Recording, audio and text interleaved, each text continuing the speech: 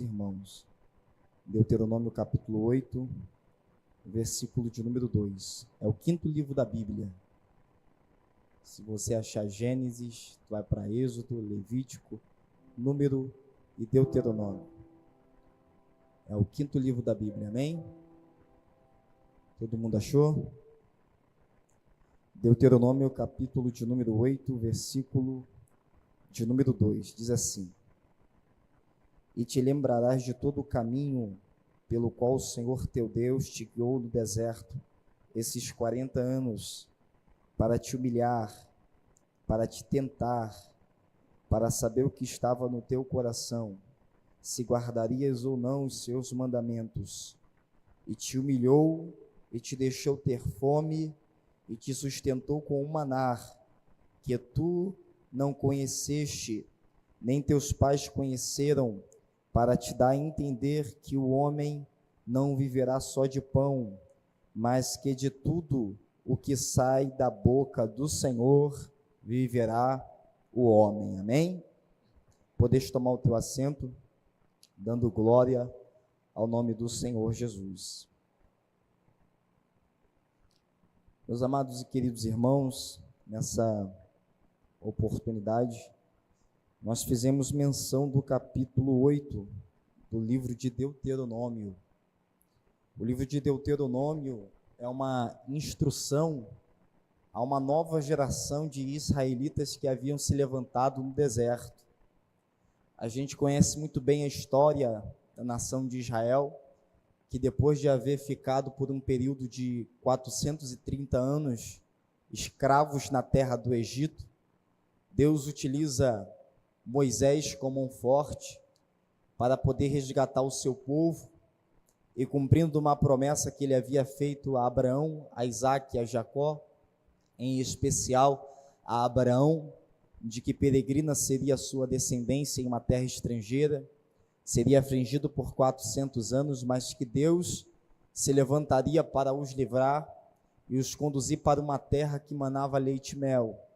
Esse dia, enfim, chegou, e Deus, por intermédio de Moisés, liberta os filhos de Israel do cativeiro lá no Egito, passam por dentro do Mar Vermelho, que se abre, e eles passam com pés enxutos. Quando atravessam aquele mar, o mar se fecha, e todas as carruagens de Faraó, junto com seus carros e cavalos, são trucidadas pelo fechar das águas.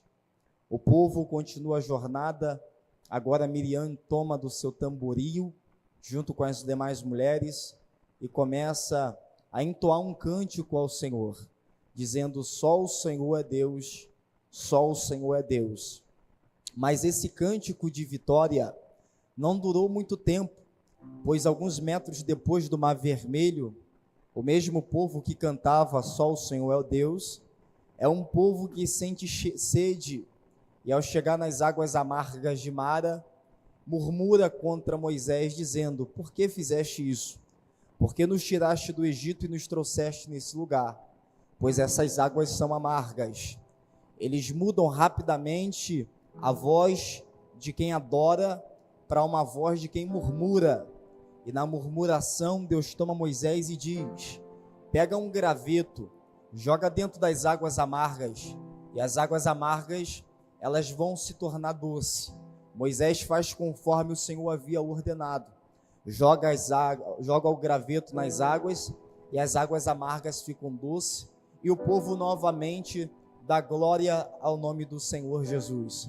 Mas a Bíblia diz que a jornada continua, e quando eles continuam a peregrinação, Deus vem guardando o povo de uma forma maravilhosa, porque durante o dia no deserto, em alguns pontos chegava até 55 graus Celsius, era um calor terrível. Quem hoje esteve diante do calor que fez hoje, imagino que sentiu que a temperatura não era fácil. Imagina agora você estando no deserto, mas aquele povo era tão cuidado por Deus, que mesmo estando em um calor tão exaustante, a Bíblia diz que Deus estendia uma coluna de nuvem, e essa coluna de nuvem gerava um ambiente mais ar-condicionado do que o ambiente da CBN. E a Bíblia diz que Deus não parava por aí, porque no deserto ou é 8 ou é 80. Se durante o dia chega até 60, 65 graus, durante a noite chega a menos 5, menos 4 graus. A possibilidade de se congelar é muito fácil. Mas quando acontecia a noite, quando a noite decaía, a Bíblia diz que aquela nuvem, ela se enrolava e se transmutava em uma coluna de fogo. E essa coluna não era uma coluna estática, parada, mas era uma coluna que se movimentava ao redor de todo o arraial dos filhos de Israel. E por que é que ela se movimentava? Porque o deserto é um lugar árido e cheio de animais peçonhentos, como serpentes venenosas que, ao picarem o povo, poderiam matá-los em menos de 30 minutos, como escorpiões vermelhos, amarelos e brancos, que tinham o poder de, ao picar alguém, coagular o sangue em instantes. Então o povo não habitava em uma casa edificada, o povo no deserto habitava em tenda para facilitar a locomoção, porque enquanto a nuvem parava, o povo parava. Quando a nuvem se movimentava, o povo também se movimentava. Então o povo precisava de uma habitação que fosse fácil, e por isso essa habitação era uma tenda, e dentro dessa tenda havia muita facilidade de entrar pestes perniciosas, escorpiões, serpentes, mas nada acontecia com eles. Por quê? Porque quando anoitecia, a nuvem virava uma coluna de fogo que andava ao redor do arraial, matando serpentes e escorpiões. O que inspira Moisés a escrever o Salmos 91, dizendo: aquele que habita no esconderijo do Altíssimo, na sombra do Onipotente descansará. Ele está descrevendo a visão da nuvem que se estende sobre o arraial. Na sombra do Onipotente descansará. Direi do Senhor: ele é meu Deus, o meu refúgio, a minha fortaleza, e nele eu confio, porque ele me livra do laço do passarinheiro, armadilhas que eram colocadas no deserto para pegar alguns animais selvagens que ali habitavam. O povo passava por cima dos laços dos passarinheiros,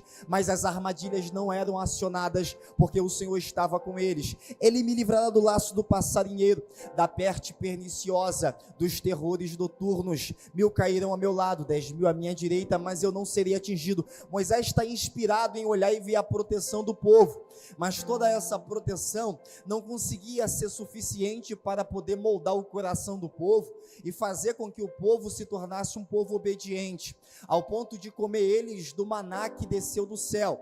E a palavra maná é uma palavra que significa uma pergunta: o que é isto? Porque quando o maná descia para saciar a fome do povo, ele parecia a semente de guento, era semelhante ao sereno que cai na madrugada. Eles olhavam para aquilo e diziam: o que é isto? Mas a palavra maná também pode ser transliterada não apenas para o que é isto, mas também quem é ele. Por quê? Porque toda manhã, quando o maná caía, havia a figura de um varão que trazia consigo maná. Eles olhavam para o maná e diziam: o que é isto? Olhavam para o varão que trazia o maná e perguntava: quem é ele? Durante 40 anos andando no deserto, comendo do pão que desceu do céu, perguntando o que é isso, olhando para o varão e perguntando quem é ele, durante 40 anos, até que Jesus desceu na terra, multiplicou pão, multiplicou peixe, e a multidão queria fazer dele rei. E quando a multidão queria fazer dele rei, ele disse: eu não aceito,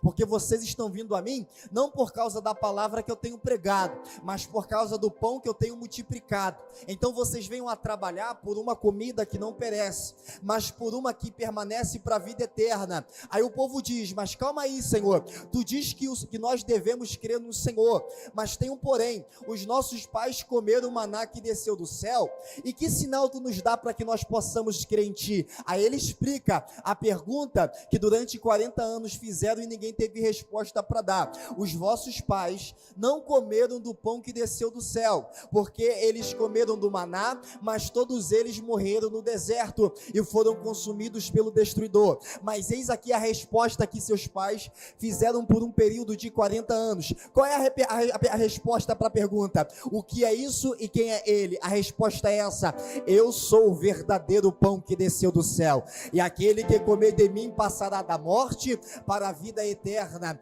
O povo comia do pão e olhava para o varão e dizia: o que é isso? Quem é ele? E teve que se passar mais de 1.500 anos para eles descobrir que o verdadeiro pão que desceu do céu não era semente de guento, não era, aleluia, um simples varão, mas era o Filho de Deus que desceu do céu e hoje é alimento para minha alma e para a tua alma. Mas isso não era suficiente, porque mesmo comendo do pão que descia do céu, eles se enjoaram. Olha o que falaram no capítulo 21 de Números: Senhor, por que nos trouxeste aqui? Porque aqui não tem nem pão, e nós já estamos fastioso, já estamos enfadados desse alimento tão vil. Chamaram o pão que desceu do céu de vil, chamaram o pão que desceu do céu de um alimento fastioso. Deus se irou grandemente e enviou serpentes venenosas que morderam o povo, e quando morderam o povo, muitos morreram. Mais de 21 mil vieram a cair por meio das serpentes venenosas. Por quê? Porque aquele pão apontava para o Messias, apontava para o Salvador, mas eles estão dizendo: esse pão é vil, esse pão é coisa desprezível. Aí Deus: já que vocês estão desprezando o pão, que é meu filho, eu vou permitir que a serpente venha morder você. E quando a serpente mordia, o veneno da serpente matava, e quando o veneno da serpente matava, o povo vinha a morrer e entrou em desespero e falou: calma aí, estamos caindo na mão das serpentes venenosas, vamos nos arrepender. E o segredo sempre é esse, é o arrependimento, é você cair na mão da serpente, no veneno da serpente. Mas a Bíblia diz que aquele que confessa seu pecado, confessa e deixa, alcança a misericórdia. O povo se aproxima de Moisés e diz: Moisés, pecamos, desprezamos o pão que desceu do céu, ore ao Senhor para que tire de nós essas serpentes venenosas. E quando Moisés vai orar ao Senhor, o Senhor, por sua misericórdia, vai dar o antídoto e vai dizer: Moisés, eu quero que você me construa agora uma serpente de bronze, uma serpente de bronze. Você vai pegar a serpente de bronze, vai colocar esta serpente sobre uma haste, e será que quando alguém andando pelo deserto for mordido pela serpente venenosa, essa pessoa vai ser trazida até os sacerdotes vão pegar essa pessoa e vai conduzir essa pessoa até a figura da serpente de bronze, vai olhar para a serpente de bronze e o veneno da serpente do deserto vai perder o seu efeito sobre ela. Como assim, Senhor? Vou te explicar. A pessoa era mordida pela serpente venenosa no deserto, era trazida para o sacerdote levava até o local aonde Moisés havia levantado uma serpente de bronze sobre uma haste. A pessoa que tinha 30 minutos para sobreviver olhava para a serpente de bronze e o veneno da serpente do deserto perdia o efeito. Charles, eu não entendi, eu também não tinha entendido, até que um dia eu li João capítulo 3, quando Jesus conversava com um certo doutor da lei, por nome de Nicodemos, e aí ele dizia: Nicodemos, você está achando que tu sabe das coisas, mas deixa eu te dizer uma coisa, é necessário nascer de novo. Mas mestre, como é que eu posso nascer de novo se eu já sou velho? Eu tenho que tornar a entrar no ventre da minha mãe? Aí Jesus ri. Por que Jesus ri? Porque Jesus olha para Nicodemos e diz: Nicodemos, eu estou falando para você de coisas que são terrenas, e sendo tu mestre de Israel, não consegue entender? Imagina se eu falar para você de coisas que são celestiais,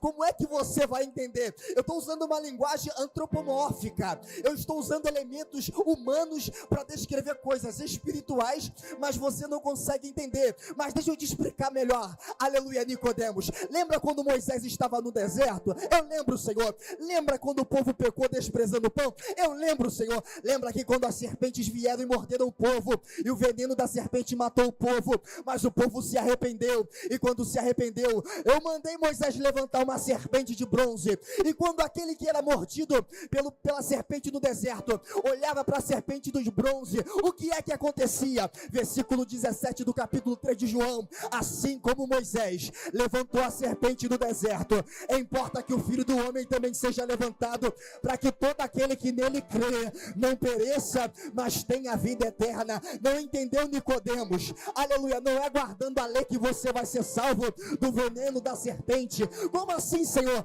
É que a serpente estava lá no Éden, ela conseguiu picar Adão, e quando picou Adão, transmitiu veneno. E qual era o veneno? O pecado. Mas na cruz do Calvário, Deus levantou sou o Cordeiro de Deus, que eu tiro o pecado do mundo, e agora o veneno da serpente não tem mais poder para poder ferir o povo.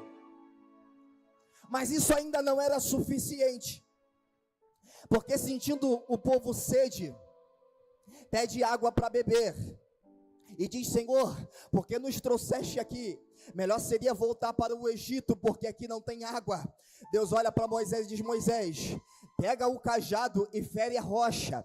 Moisés fere a rocha, e quando Moisés fere a rocha, sai água, o povo bebe, e continua a peregrinação pelo deserto. E quando o povo continua a peregrinar, o povo sente sede novamente, e quando o povo sente sede novamente, o povo reclama: vamos voltar para o Egito, porque aqui não tem água para beber. Aí Deus diz: Moisés, dessa vez você não vai ferir, dessa vez você vai falar a rocha, e a rocha vai emanar água. Mas Moisés estava tão atribulado, que ao invés de obedecer a Deus e falar com a pedra, e aleluia, para a pedra verter água, ele fere a pedra, e quando fere a pedra verte água, e o povo bebe da água. Mas Deus fica irado. Por quê? Porque aquela pedra que Moisés feriu com o cajado também representava o Messias, e o cajado de Moisés representava a lei. Era o cumprimento de uma profecia que ainda haveria de acontecer, que Cristo, para a salvação da humanidade, deveria ser ferido através do cumprimento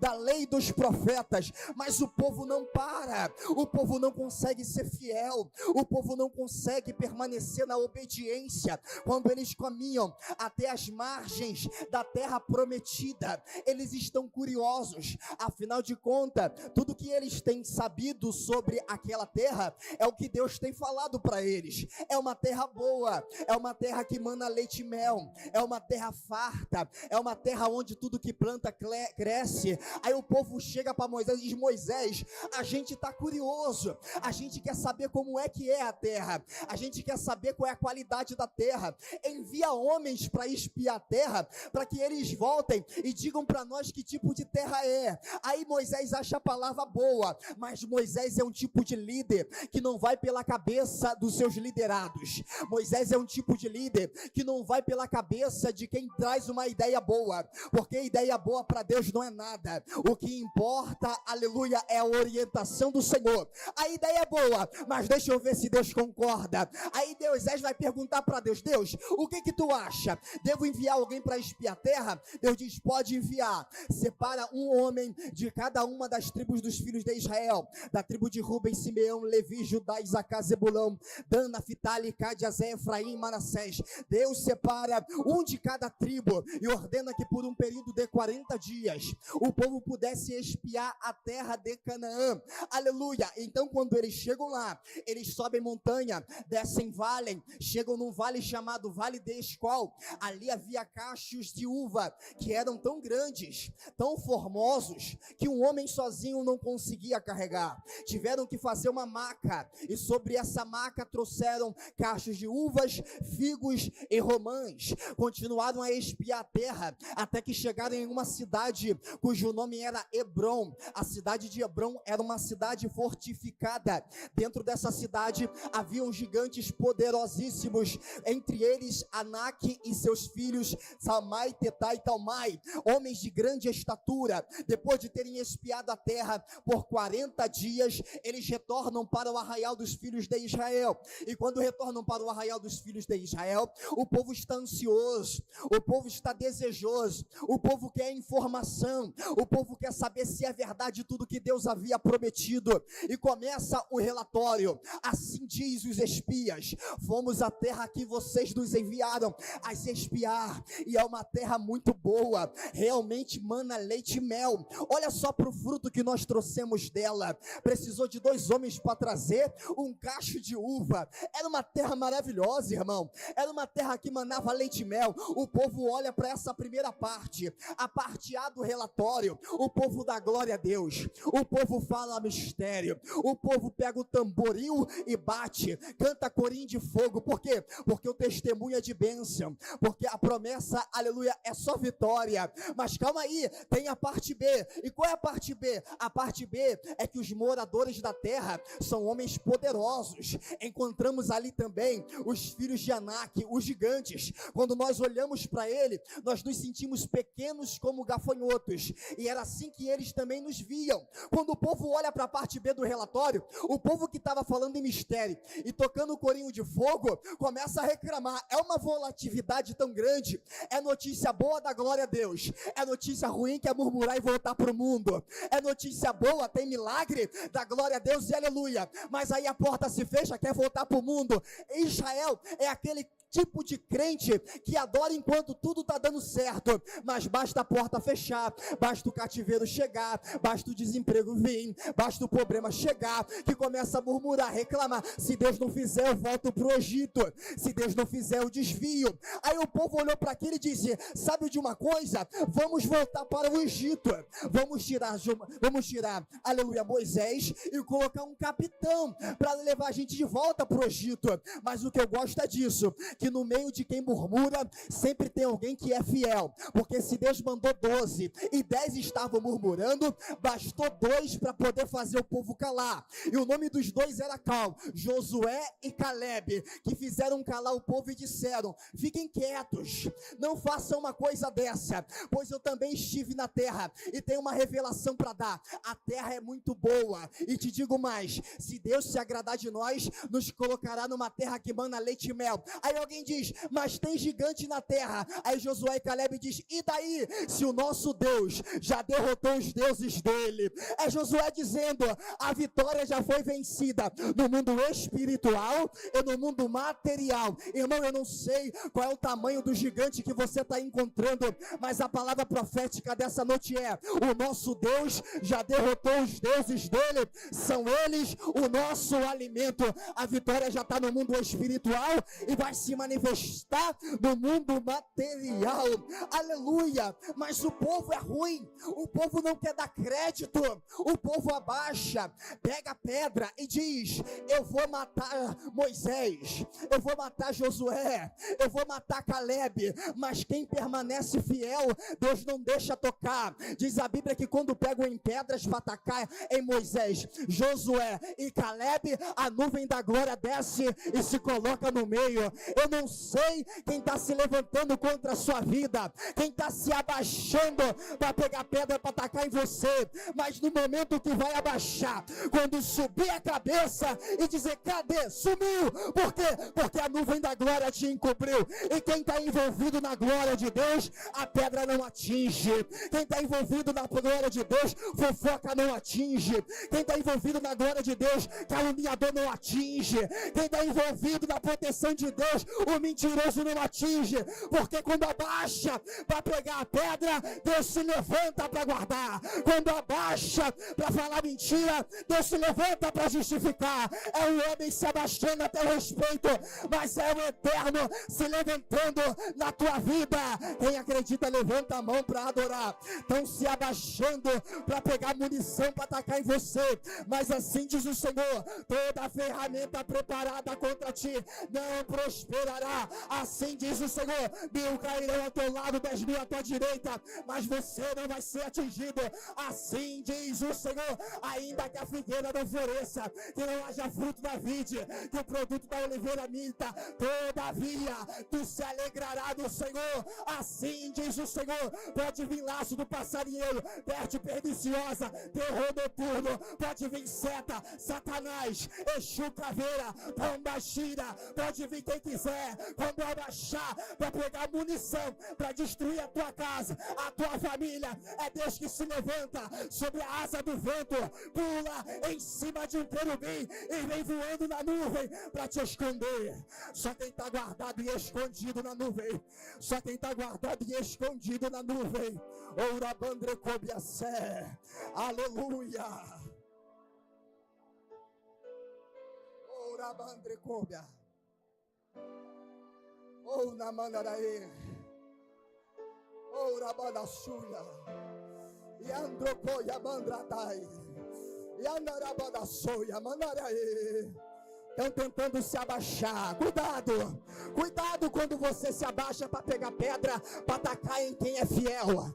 Ei, você pode ter se abaixado, pegado pedra e tacado nos infiéis. Aí tu tá achando, eu vou tacar nele também que não vai dar em nada. Mas assim diz o Senhor, na menina do meu olho ninguém toca.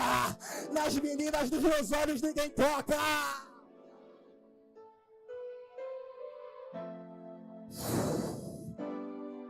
A nuvem desceu. Olharam para eles, abaixaram a cabeça, pegaram a pedra. Quando levantaram para atacar, disseram: cadê eles? Aleluia. Vão te procurar, mas não vão te achar.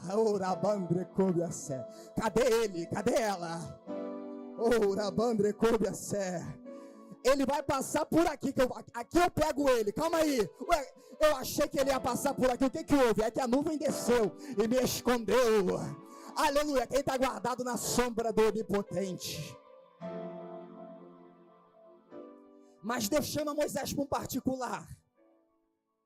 Porque quando Paulo escreve aos Coríntios no capítulo 10, ele revela para nós que as características desse povo se tornaram exemplo a não serem seguidos, dizendo que não haja em vós o mesmo sentimento que houve também neles, porque tentaram a Deus 10 vezes, olha, 10 vezes tentaram o Eterno.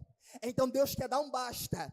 Deus entra na nuvem e diz: Moisés, lá fora estão querendo te matar, mas eu que vou matar eles. Lá fora estão tentando te destruir, mas eu que vou destruir eles. E outra, vou fazer de ti um povo maior e mais forte.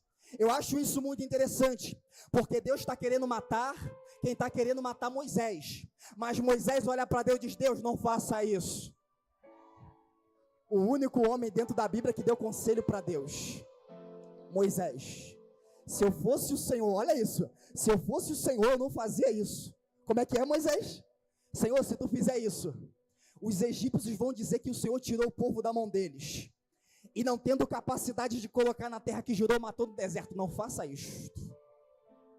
Eu prefiro que tu risque meu nome do teu livro do que perder esse povo. Mas Moisés, querem te matar, mas eu vou interceder por eles. Moisés estão se abaixando a teu respeito, mas eu também vou me abaixar. Só que enquanto eles se abaixam para pegar pedra, eu me abaixo para colocar na tua mão e dizer: Deus, tem misericórdia. Mas Moisés estão tentando te matar. E daí, Senhor? Foi para isso que tu me chamou, para pegar esse povo. É ruim, é duro, é de dura cerviz, mas é levar para a terra da promessa. Não me deixa viver essa vida, aleluia, se não cumprir o desígnio que o Senhor me capacitou. Ah, Senhor, não mata esse povo. Tu é bondoso, tu é benigno, tu é grande em complacência. Aí Deus olha para Moisés e diz: Moisés, conforme a tua palavra, eu não vou matar. Conforme a tua palavra, eu não vou matar. Sabe aquela vizinha fofoqueira? Deus não vai matar. Deus vai converter ela, ela vai virar sua companheira de oração. Sabe aquela pedra de tropeço no teu trabalho?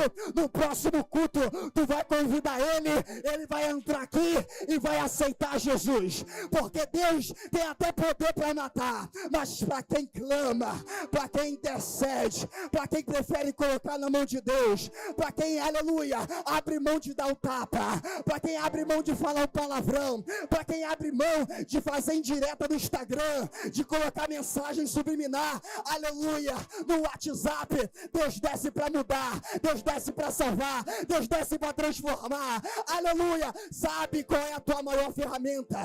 A tua maior ferramenta está no mesmo lugar que eles estão descendo para buscar ferramenta para te matar. Só que enquanto eles descem para buscar pedra, tu desce para buscar joelho. Só que quando eles descem para buscar afronta, tu desce para buscar oração.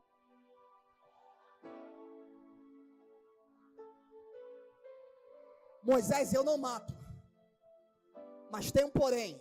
Qual, Senhor?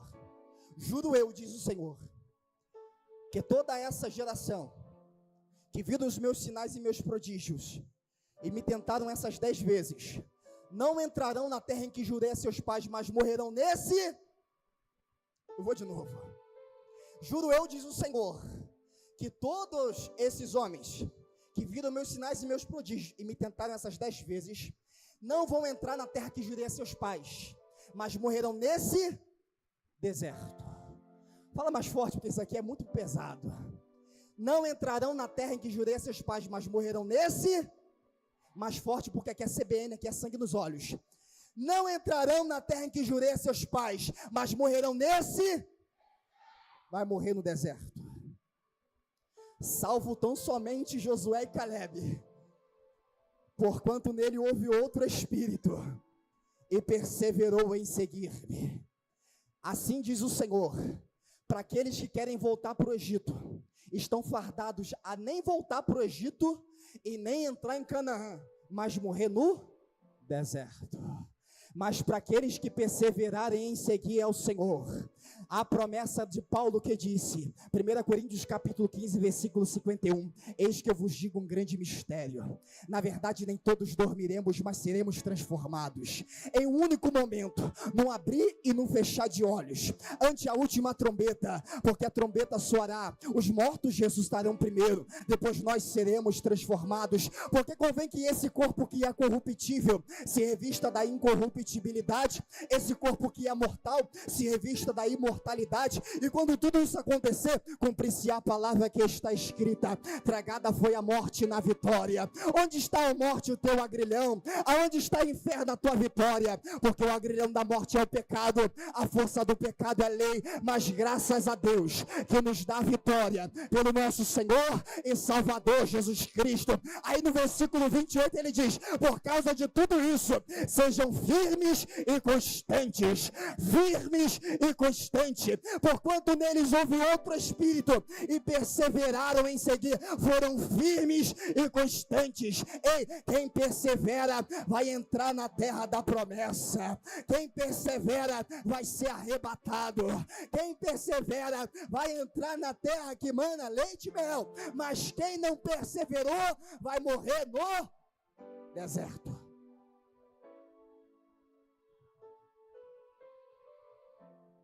Alguns tentam se arrepender e dizer, Deus, não, agora a gente vai lutar. Moisés diz, não faça isso porque Deus não está mais com vocês. Tem luta que Deus nos chama para lutar, mas as nossas atitudes nessa luta vão definir se Deus vai permanecer com a gente ou vai se retirar de nós. Se eles se assumem a posicionamento que Deus queria desde o início, Deus estaria com ele desde o início, e não haveria gigante suficiente para poder derrotá-los. Mas olha o que acontece, eles desobedecem, e agora a sentença foi dada, vai morrer no deserto. E pior que tudo isso, para cada dia que espiaram a terra, eu vou acrescentar um ano. Quantos dias eles espiaram a terra? 40 dias. Deus acrescentou um ano, agora vão ser 40 anos. 40 anos andando do lado da promessa, mas sem possuir a promessa. 40 anos sentindo o cheiro do leite e do mel, mas tendo que comer maná, cordonizes, aleluia. 40 anos e dizendo, a terra está tão perto, mas ao mesmo tempo está tão longe. A promessa estava preparada desde a época de Abraão, e quando eles podiam receber a promessa, a desobediência, a incredulidade, a murmuração, sentenciaram eles a morrer no deserto, por 40 anos. E é aqui que eu começo meu estudo de hoje, porque quando Deus leva para o deserto, e não leva para o deserto por 40 minutos, não leva para o deserto por 40 semanas, mas por 40 anos, 40 anos é o tempo, irmão, que uma geração demora para morrer e outra levantar. O texto que a gente está lendo aqui no capítulo 8, não é uma mensagem direcionada para aquela geração que murmurou, que tentou a Deus 10 vezes. É uma mensagem direcionada para os filhos desses, porque aquela geração morreu no deserto, e uma outra geração se levantou. Então Moisés, que está perto de ser levado pelo Senhor, vai trazer uma mensagem, e nessa mensagem, aqui dentro do versículo 8, ele fala algo que só de mencionar eu já fico arrepiado. Ele diz algo que mexe comigo, porque denota muito cuidado e o amor de Deus. Ele vai dizer assim no versículo 2, e te lembrarás de todo o caminho pelo qual o Senhor teu Deus te guiou do deserto estes 40 anos. Te lembrarás, quando o texto em português, a gente lê essa perícope, nos dá a entender que Moisés está trazendo aqui uma ameaça, que Moisés está dizendo para o povo assim, lembra de tudo que vocês passaram nesse deserto, lembra como Deus provou vocês nesse deserto, lembra como Deus feriu vocês nesse deserto, lembra como Deus machucou vocês nesse deserto, lembra como Deus feriu vocês, fez moer vocês. Mas o texto original não quer dizer isso. No texto original está escrito Vezakartar etikal haderesh, e uma palavrinha que não se apresenta no texto em português, aser, que quer dizer lembra, aleluia, de todo o caminho bom.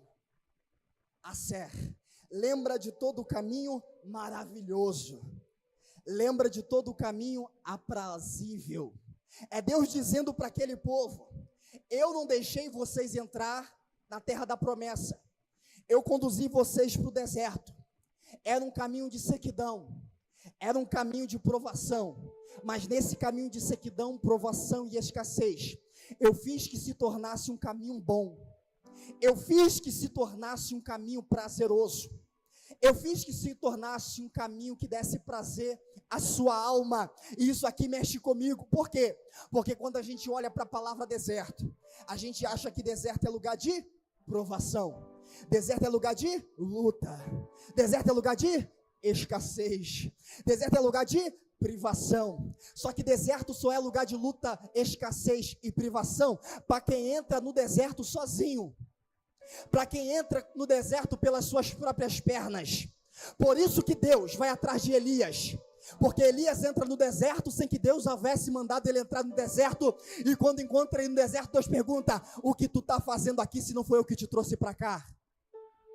Então, para quem entra no deserto pelas próprias pernas, para quem entra no deserto pelas próprias desobediências, é um lugar de morte e de sequidão. Mas quem é conduzido pelo Senhor para o deserto é um lugar de acer, é um lugar de bondade, de gozo, de alegria, de benignidade, de satisfação. Aí eu me lembro de Oséias, o profeta, porque Oséias profetizou para esse povo quando eles entraram em Canaã, porque quando entraram em Canaã, o povo que saiu do deserto, que agora achava que não precisava mais do maná, que não precisava mais das cordonizes, que não precisava mais da roupa que crescia no corpo, do sapato que espichava no pé, porque tudo agora crescia e plantava onde a terra dava.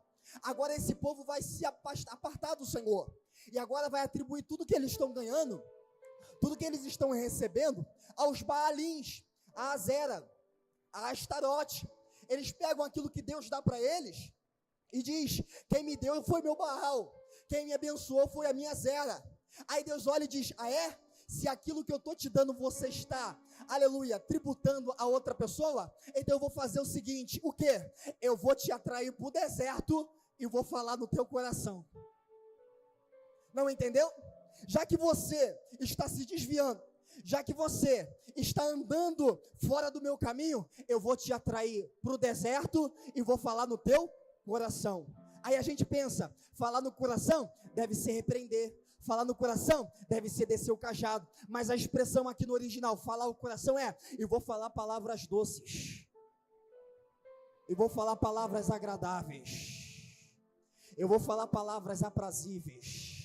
Por quê? Porque a gente só consegue ouvir Deus quando a gente está no deserto, porque o barulho da terra prometida é muito alto, o som do leite e do mel é muito alto, o som, aleluia, da fartura é muito alto.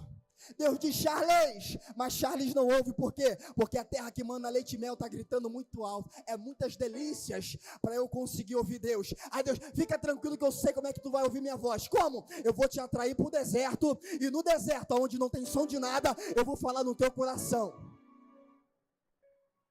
e vou falar palavras doces, palavras agradáveis, palavras aprazíveis. Aí vem Jeremias, e Jeremias me arrepia mais ainda, porque Jeremias é o próprio Deus falando através dele. Capítulo 2, versículo 1, eu lembro de ti, ó Israel, Quando tu andava após mim em uma terra árida, que não se plantava e que não se colhia, mas Israel era santidade para mim. Por quê? Porque quando não tem nada, quando tudo é árido, quando a nossa única fonte de nutrição é o Senhor, a gente ouve e a gente se santifica. Então Deus diz: eu vou tirar tudo de você, mas fica tranquilo, que eu tirando tudo de você, não vou te deixar passar escassez. É eu que vou te dar comida na boca, é eu que vou te vestir, é eu que vou te agasalhar, porque você ainda não aprendeu, aleluia, separar aquilo que é material daquilo que é espiritual. E a pergunta que fica é: aonde está teu coração? Porque aonde está teu coração, ali também é o teu tesouro. O diabo olhou para Deus e disse: Deus, toque em tudo que Jó tem, tira tudo que ele possui. Aí Deus olhou para Jó,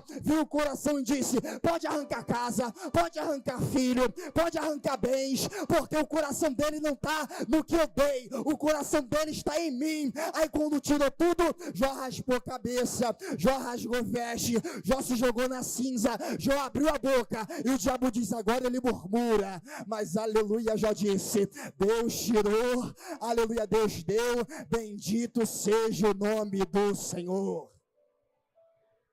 Então tem vezes que Deus tem que nos levar para o deserto, porque no deserto é o único lugar onde a gente consegue voltar a ouvir a voz de Deus. Só que o deserto é um lugar árido, deserto, já diz o nome. Mas Oséias diz no capítulo 2, versículo 14 a 15: eu vos atrairei para o deserto, falarei ao coração, e no vale de Acó, repita comigo, vale de Acó, eu abrirei uma porta de esperança.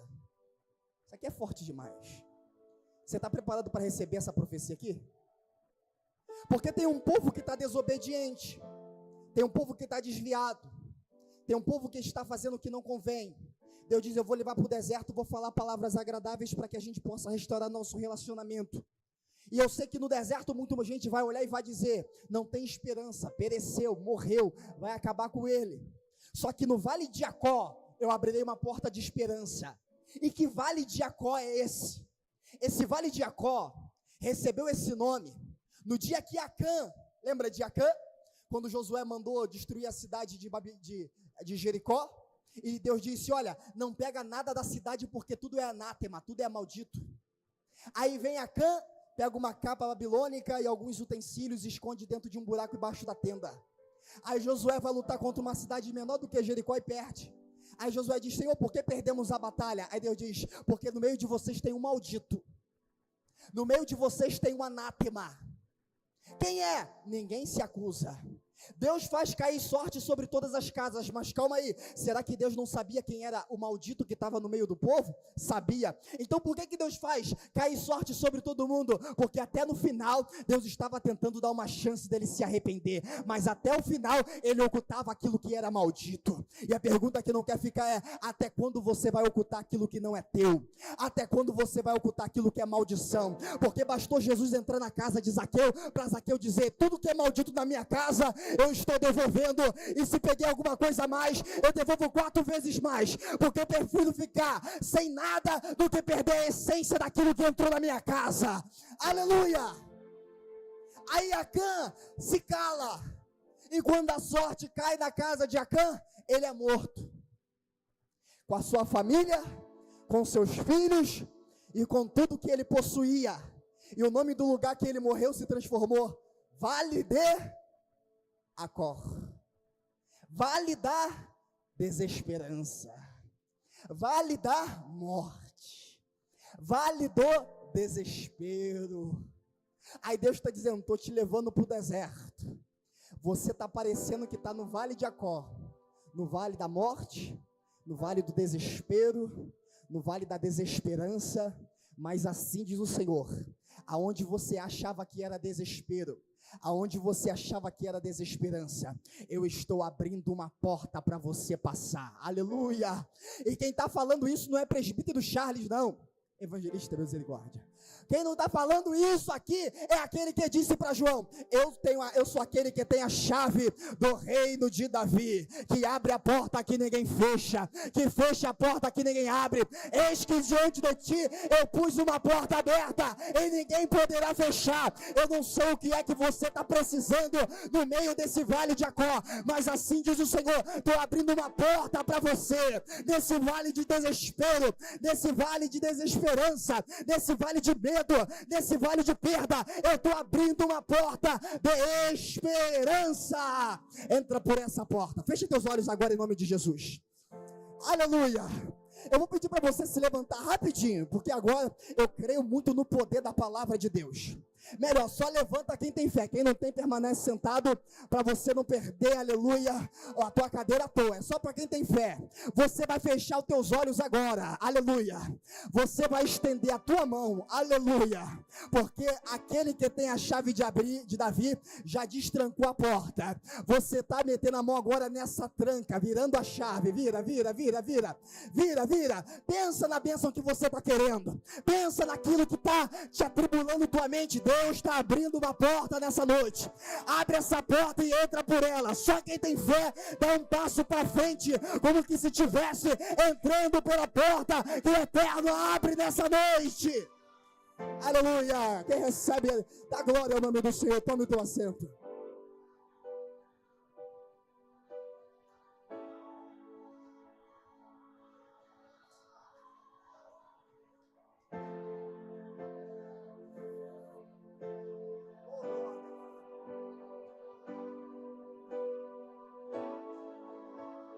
É porque tem muitas portas que eu quero entrar, por isso eu vou dar um tempinho.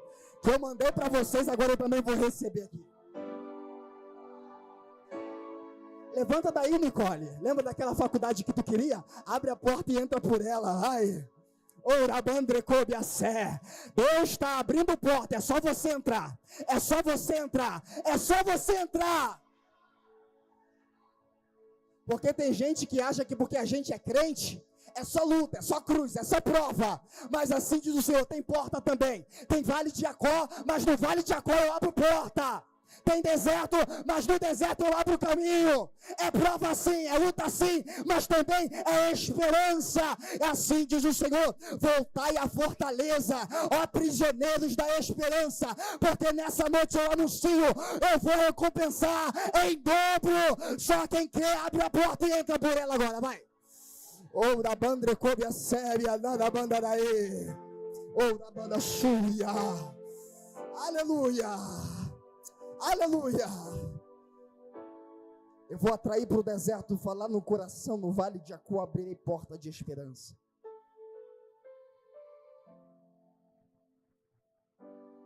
E o texto vai dizer: Lemaim enotechar lenissotechar, que significa por causa da sua resposta, para te provar, para te testar, para te examinar. Isso aqui mexeu comigo, porque Deus está dizendo assim: o que você está passando hoje é resultado da tua resposta. Segundo, glória a Deus, porque vai doer. O deserto que eu te levei, lenissotechar, aleluia. O deserto que eu te levei por causa da sua resposta. Lemaim anotechar, por causa da sua resposta, para te provar. Lenissotechar, para te provar, para te testar, para te examinar. Deus está dizendo: tu está passando por causa de tudo isso, por causa da tua resposta. Por quê? Porque quando você estava no mar vermelho, qual foi a resposta que você deu? Por que nos trouxeste aqui? Para cairmos a espada? Para morrermos na mão de Faraó? Aí Deus anotou a tua resposta. Quando tu bateu com as águas amargas, por que nos trouxeste aqui? Vamos voltar para o Egito. Porque a gente vai morrer bebendo essa água amarga.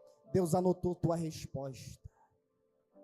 Quando tu sentiu fome e disse: vamos voltar para o Egito, porque aqui não tem pão nem água, Deus anotou tua resposta. Quando você murmurou, Deus anotou tua resposta. Toda vez que uma situação difícil acontece contigo, a tua resposta vai definir teu futuro. Como é que você está respondendo às adversidades que têm surgido na sua vida? Como é que você tem respondido isso? Lemaim anotechá, por causa da tua resposta, lenasotechá, para te provar, para te testar, para te examinar. Por causa da tua resposta, eu estou te provando. Por causa da tua conduta, eu estou te provando. Porque a gente não consegue manter a língua dentro da boca quando as coisas vão ruins. Quando a criança morre, e alguém pergunta como é que vai, ele diz: meu irmão, tu não sabe a prova que eu estou vivendo, tu não sabe o vale que eu estou vivendo, mas assim diz o Senhor, diga, vai tudo bem. Porque as redes sociais não é teu psicólogo que vai trazer resposta para aquilo que tu está vivendo. Sabe aonde você vai encontrar o teu psicólogo? É dentro da caverna, na voz que te diz: está fazendo o que aqui, Elias? É debaixo do zimbro, querendo morrer, quando o anjo te toca e te diz: come desse pão, bebe dessa água, muito grande é a tua caminhada. É quando alguém pergunta como é que tu tá e tu diz: aleluia, vai tudo bem, aleluia. Qual tem sido a tua resposta? Porque a resposta que tu dá diante da tua adversidade vai desenhar o ambiente que tu vai viver. As respostas dele criaram um ambiente. Qual era o ambiente? Deserto. Mas a resposta de Josué e Caleb criaram um outro ambiente, uma terra que emana leite e mel, leite e mel. Antigamente eu vivia isso aqui na minha vida. Eu achava que porque eu fazia as coisas certas, tudo tinha que dar certo. Me lembro que quando eu estava no quartel, meu ano foi um ano de muita tribulação, não caía passagem, gente. Eu recruto, o salário já era uma bagaceira, e os meus amigos diziam: Ferreira, a estação está facinha de pular, vamos para casa. Eu falei: rapaz, tu tá maluco? Tu não sabe o Deus que eu tenho? Aí ele: já vai falar com esse negócio de crente? Eu falei: rapaz, não é negócio de crente não, é que eu conheço o Deus que eu tenho. No dia que eu decidi fazer isso, pular a estação, do outro lado vai estar um PE, com Rottweiler, o general, com a mãe do general, com a filha do general, e uma viatura embaixo me esperando. Porque Deus não dá asa. Todo mundo faz, não dá errado, mas quando o crente faz.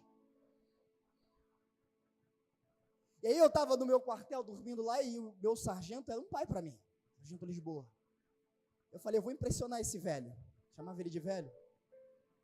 E eu cheguei na minha sessão, eu era auxiliar de mecânico de armamento, falei: hoje eu vou fazer a faxina sozinho. Ele saiu para ir no médico, ia voltar só à tarde. Peguei todos os fuzis, 128, desmontei tudo, passei óleo. Peguei as mags, desmontei tudo, passei graxa, óleo. Peguei as pistolas, desmontei tudo, passei óleo. A sessão, meu irmão, acabei com 1 litro de cheirinho lá para botar na sala, para ficar cheirosa. Botei um paninho para quem entrasse não sujasse, limpasse o pé. Fiz tudo certo, irmão. Quando eu fui pegar a sujeira da sala que eu tinha varrido, para jogar na lixeira do lado de fora, veio um vento enviado por Satanás. Parece ter aquele que bateu lá na casa dos filhos de Jó. E assoprou sobre aquela porta. E a porta da sala das armas, são 3 portas, irmão. É uma grade de ferro por fora, com 3 cadeados. Uma grade de ferro por dentro e uma porta de madeira no meio que não tem maçaneta. É só abre com a chave. E como eu estava trancado dentro da sala das armas, a chave estava por onde? Por dentro. Meu Deus do céu, quando bateu aquela porta ali, que a chave por dentro, eu me gelei. Falei: eu achei que eu ia impressionar meu chefe, vai ser uma razão de defesa aqui, vou ser punido. E aí eu reclamei como se não houvesse amanhã. Deus, não é possível. Eu faço tudo certo. Eu faço tudo que é correto. E eu só quebro a cara. A partir de agora eu vou começar a fazer algumas coisas erradas para ver se as coisas dão certo. Eu já comecei a imaginar o sargento chegando, brigando comigo, chamando minha atenção. Comandante falando que eu estava desatento e por isso deixei a porta fechar. E se tivesse perdido um armamento? Meu Deus, eu pensei em tanta coisa, gente. Murmurei. Quando deu meio-dia, eu quase chorando, meu chefe chegou. Pai, chefe, veio um vento enviado pelo Satanás. Mas lembra que eu limpei a sessão todinha, tá um brinco. Sabe aqueles fuzil tudo enferrujado? Teve uns 3 lá que eu consertei, mestre. Ele, o que foi, Ferreira? Rapaz, bateu um vento. E onde estava a chave? Aonde? Lá de dentro. Ele, não tem problema não. Alguma coisa me dizia assim, pega a chave reserva, que estava na casa dele. E aquilo que eu achei que era uma tempestade, na verdade não era nada. Só que isso se tornou um vício na minha vida. Porque eu achava que estava fazendo o que era correto, eu achava que nada podia dar errado. Quando eu saí do quartel, passei um tempo, fiquei desempregado, uma escassez tremenda dentro de casa, peguei alguns currículos, fui levar no industrial para ver se eu conseguia algum emprego, batendo de porta em porta, a pessoa pegava meu currículo de um lado, amassava do outro, jogava fora. Quando eu vinha, eu dizia, meu Deus do céu, não é possível. Será que eu tenho que dar uma desviada? Será que eu tenho que pular um carnaval para ver se tu me tocas? Você lembra de mim? Hã? Não é possível, um sol danado desse, eu andando aqui passando por essa tribulação, Senhor. Aí Deus me fez lembrar desse texto, e diz assim, Charles, por que Israel andou 40 anos? Aí eu disse, andou 40 anos, Senhor, porque murmurava. Ele, é por isso que você sai de cenário, mas continua fazendo sempre as mesmas coisas. Porque quando eu estava no quartel, o cenário era diferente, mas a minha vida sempre era assim. Quando eu achava que tudo ia dar certo, na verdade era só um ciclo que me levava para o mesmo lugar de frustração. Saí do quartel, quando eu achava que as coisas iam dar certo, eu estava no outro ciclo que me levava para o mesmo cenário de frustração. Por causa do quê? Da murmuração. Da murmuração. E nesse dia, não tinha mais nada dentro da minha casa. Eu falei, meu Deus do céu, e tuas promessas? Eu falei, Deus, se é sim a tua vontade, então a partir de hoje eu não reclamo e nem murmuro mais. Eu cheguei na minha casa, abri a minha despensa, estendi a mão e falei, Senhor, faça conforme a tua vontade. Eu nem tinha terminado de orar, um varão me ligou e disse, tu tá onde? Eu falei, tô em casa. Ele disse, se prepara que eu tô passando aí porque eu quero te abençoar. E aí eu pensei que ele ia me dar uma bicicleta, porque eu andava muito a pé. Eu vinha correndo para a minha igreja e falei, esse cara vai me dar uma bicicleta, é mole? Esse cara vai me dar uma bicicleta, tá bom, tô andando a pé. Eu tinha uma bicicleta, a bicicleta furava o pneu toda hora. Falei, meu Deus do céu, se eu juntar o dinheiro que eu estou usando para colar o pneu, eu compro uma moto. Dei a bicicleta pro meu sobrinho, uma bicicleta novinha, não quero mais aqui. Não quero mais. Porque parece que o espinho da carne de Paulo está no pneu dessa bicicleta aqui, porque toda hora o pneu fura. Não é possível, eu já estava tribulado, já estava me desviando por causa do pneu da bicicleta. Né? Vinha para a igreja montado, voltava empurrando a bicicleta. Falei, melhor voltar e ir andando logo, é bom que eu dou uma malhada nas pernas. E aí, nesse dia, ele me levou, rapaz, no supermercado. E pensa numa compra, meu irmão. Pensa numa compra. E aquele mês ali, Deus sustentou a minha casa. E eu tentando botar currículo para buscar, rapaz, e nada abria. Falei, meu Deus do céu, tu gosta de levar a gente no limite, né, Terra? Rapaz, a boca coçava para me falar umas heresia. A boca coçava para eu fazer uma murmuração. E quando eu pensava, eu lembrava, não posso, porque senão eu vou andar em círculo de novo. E ali, naquela cadeira onde está a mãe do Alisson, eu estava de joelho em uma campanha de oração. O mesmo varão, quando terminou a oração, botou a mão no meu ombro um mês depois e falou assim, quando acabar o culto, se prepara que eu vou te levar no mercado, Deus mandou te abençoar de novo. E aquela última compra foi a última compra necessária para Deus abrir uma porta na qual eu estou até hoje, e que tem sido uma bênção na minha vida. Quer parar de andar em círculo? Para de reclamar e de murmurar. Porque quem reclama e murmura está fardado a andar em círculo no deserto até morrer. Mas quem persevera em seguir ao Senhor, ainda que passe 40 anos, Deus conserva o vigor para conquistar a terra da promessa. Aleluia, como se fosse um garotão ainda. Aleluia. E ele diz, e ele diz, eu fiz isto para saber o que estava no teu coração. Porque Nada mais do que a escassez tem poder para revelar o que está no nosso coração. A escassez tem esse poder de revelar o que está no nosso coração. Quando a porta se fecha, você acha que você é crente agora, que está tudo bem. Você vai descobrir que você é crente quando Deus fazer contigo que nem fez com Abacuque. Ô Abacuque, vou trazer os caldeus, vão se levantar sobre a terra, vão destruir tudo, vão matar, vão destruir, vão fazer coisas terríveis. Aí Abacuque fala, então eu vou me colocar sobre a torre de vigília, para ver o que tu fala comigo e o que eu te responderei quando eu for repreendido.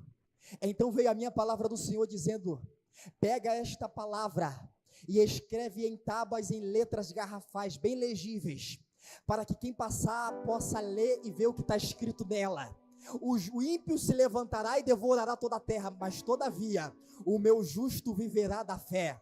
Aí quando Deus revela, vai vir problema, vai vir luta, vai vir de escassez, mas o meu justo viverá da fé. Então ele abre a boca, desce o Espírito sobre ele e ele começa a cantar uma linda canção. Ainda que a figueira não floresça, ainda que não haja fruto na vide, ainda que o produto da oliveira minta, ainda que as ovelhas do curral sejam arrebatadas, todavia eu me alegrarei do Senhor e exultarei do Deus da minha salvação. É na escassez. Quando você olha em volta, vê o ímpio prosperando, vê o ímpio de carro, vê o ímpio com casa, vê o ímpio com casamento, e você passando a pindaíba, aí tu diz, será que eu tenho que desviar, Senhor, para tu começar a me honrar? Aí acontece contigo aquilo que aconteceu com Asaf, Deus é bom para com todo mundo, Salmo 73, menos para mim, aleluia, meus pés quase se desviaram, pouco faltou para escorregar meus passos, porque eu tinha inveja dos ímpios, ao ver a prosperidade do soberbo, porque nem na hora da morte eles têm aperto, mas a gente que é crente até quando morre tem que fazer vaquinha para comprar o caixão. Mas quando ele entrou no santuário de Deus, diz a Bíblia, quando eu entrei no teu santuário, eu vi o fim deles, que tu os coloca em lugares escorregadios, que eles caem em um só momento. E sabe o que eu mais ouvi? O que, Asaf? Eu vi que quem eu tenho eu no céu senão a ti, e que nessa terra não há ninguém que eu deseje mais do que a ti. É quando a porta se fecha que a gente entende, aleluia, quem é o nosso verdadeiro eu, porque quando o filho de Davi estava doente, ele gemeu, orou, jejuou, clamou, mas morrendo a criança, ele se levantou, tomou banho, ungiu a cabeça, comeu e bebeu, e alguém olhou e disse, como é que pode? A criança estava viva e doente, ele orava, gemia e jejuava, mas a criança morreu, ele parou de orar, jejuar, e agora está comendo como se nada tivesse acontecido. Aí Davi explica, quando a criança estava viva tinha esperança, agora que a criança morreu, eu já entendi qual é a vontade de Deus, não adianta bater contra a vontade de Deus, só me convém agora aceitar aquilo que ele determinou, e continuar seguindo a minha vida. Eu não sei o que foi que tu perdeu, talvez Deus possa restituir, talvez ele não queira restituir, mas assim como Davi, a palavra para você nessa noite é essa, levanta, toma banho, penteia o cabelo, faz a chapinha, bota o melhor vestido, o melhor sapato, aquele altão, aleluia, pega aquele terno bonitão, aquele tênis novo, passa aquele gel, aquela pastinha modeladora na cabeça e vem pro culto. Alguém vai dizer, ué, como é que tu tá indo pro culto, se tudo deu errado, se tu perdeu, se foi tirado, se foi arrancado? Aí você vai olhar para ele e vai dizer, é porque aquilo que me é arrancado,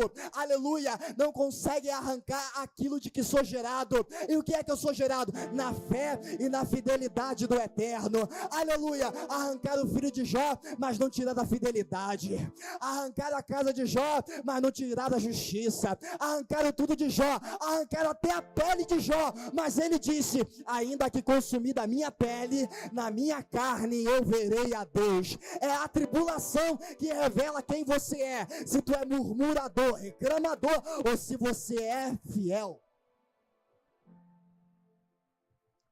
E para a gente terminar,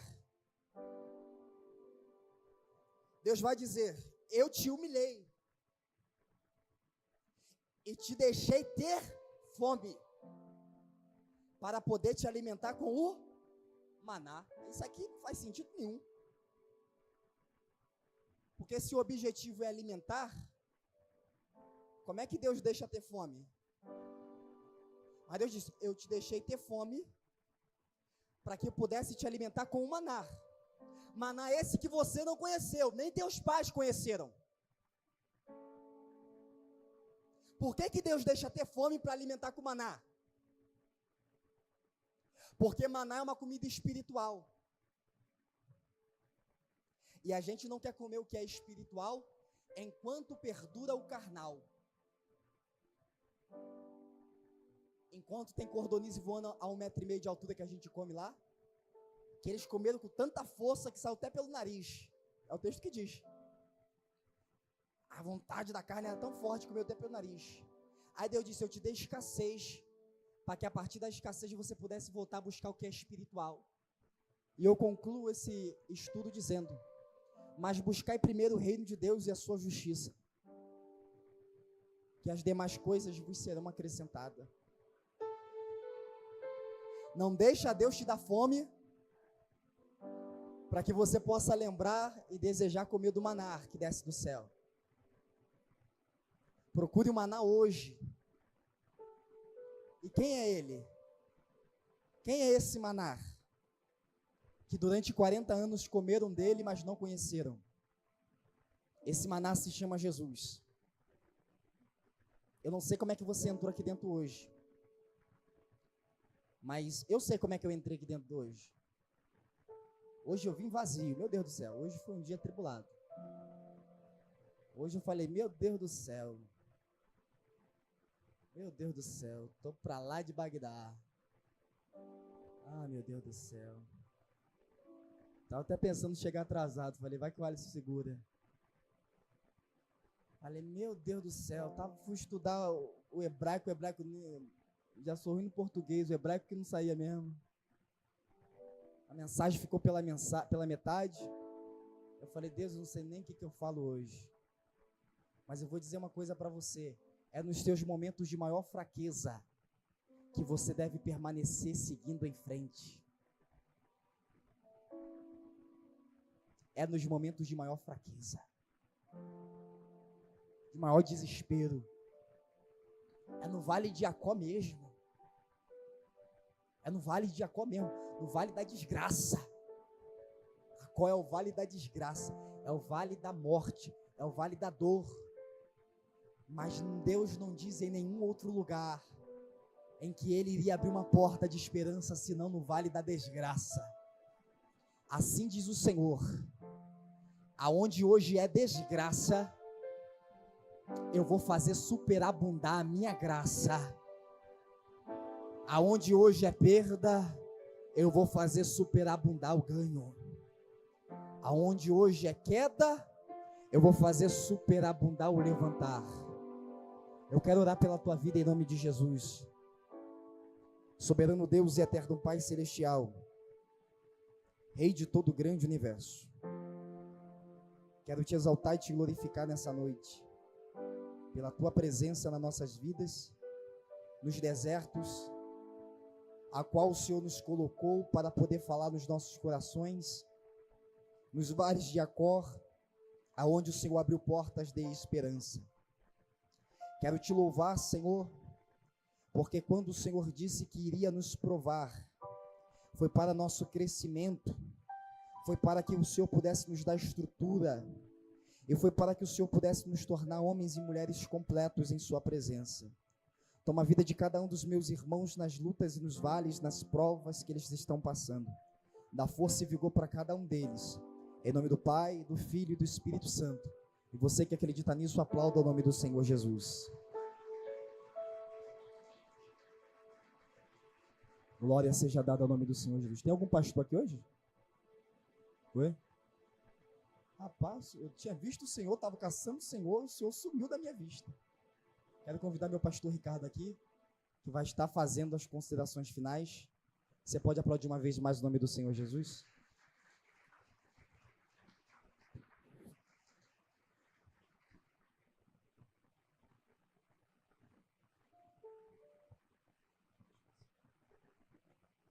Paz do Senhor, igreja, amém? Maravilha, né? Evangelista Charles é um mistério, né? Ainda fala que veio vazio, mas a gente tivesse vindo cheio. Estou até agora tentando entender algumas coisas na minha cabeça. Vamos colocar de pé para a gente orar, gente? Agradecer a presença de todos aqui. Pessoal que vai participar do último dia de campanha, por favor, pode permanecer. Aquele que não veio ainda, convido vocês a ficar. É o último dia de campanha, 21 dias de campanha que a igreja tem feito.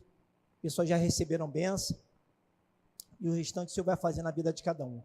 Senhor, mais uma vez eu quero te agradecer, Pai, por esse momento de ensinamento da palavra. Te agradecer pela vida do teu evangelista Charles, né, Pai? Muito obrigado por tudo, como ele mesmo falou, só ele sabe o que ele está passando, Senhor.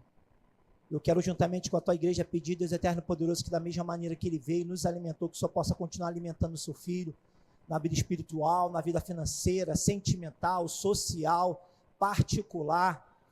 Pai amado, Pai querido, tudo aquilo que teu filho tem colocado para o Senhor, que ele possa, Pai amado, receber dos altos céus como surpresa a vinda da sua parte, Pai. Porque toda vez que o teu filho se predispõe, ele mesmo falou, talvez eu possa chegar atrasado, mas teu filho está sempre pulando barreiras para vir aqui, Pai. Nos ajudar, Pai, a conhecer melhor os teus mandamentos. Muito obrigado por cada vida que aqui está, cada família aqui representada, Pai. Muito obrigado pelos jovens, pelas crianças, pelos anciãos, Pai. Continua a nos abençoar. Toma tudo em tuas mãos, Pai. Essa oração que eu te faço em nome de Jesus. Coloca tua mão em forma de recebimento. Que o grande amor de Deus, a graça e a paz do nosso Senhor e Salvador Jesus Cristo e as doces consolações do Espírito Santo de Deus estejam com todos nós, não só de mais para todo sempre, que todos digam, que Deus abençoe.